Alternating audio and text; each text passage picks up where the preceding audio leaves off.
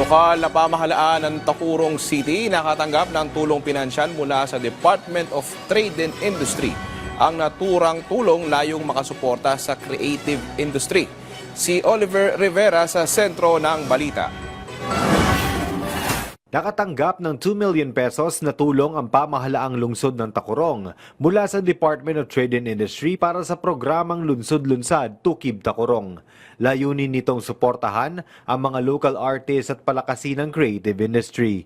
Sa loob ng 3 buwan, sasailalim ang mga kalahok sa serya ng pagsasanay at talakayan upang matulungan silang gawing negosyo ang kanilang talento. Ayon kay City Tourism Officer Emily Hamorabon, kilala ang Tacurong bilang tahanan ng mahuhusay na alagad ng sining, kaya't mahalaga ang suporta para sa creative industry na may malaking ambag sa ekonomiya. Meron kasi tayong mga artist na estudyante pa pero nakitaan natin ng kagalingan nila, and these students are also earning na dahil dun sa kanilang ginagawa, no? Nag-earn na sila at nagnenegosyo.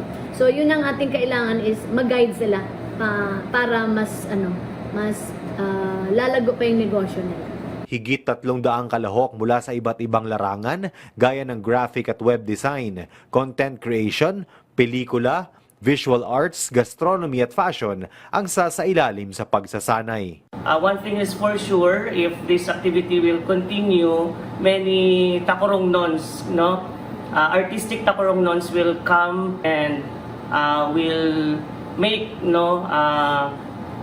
arts in Tacurong City be known not only in our region but also in the Philippines and maybe internationally in the future. Ipinatutupad ang programa sa mga lungsod sa Rehiyon 12 bilang bahagi ng pagsisikap ng DTI na suportahan at paunlarin ang creative industry sa bansa. Oliver Rivera ng PIA Soxergen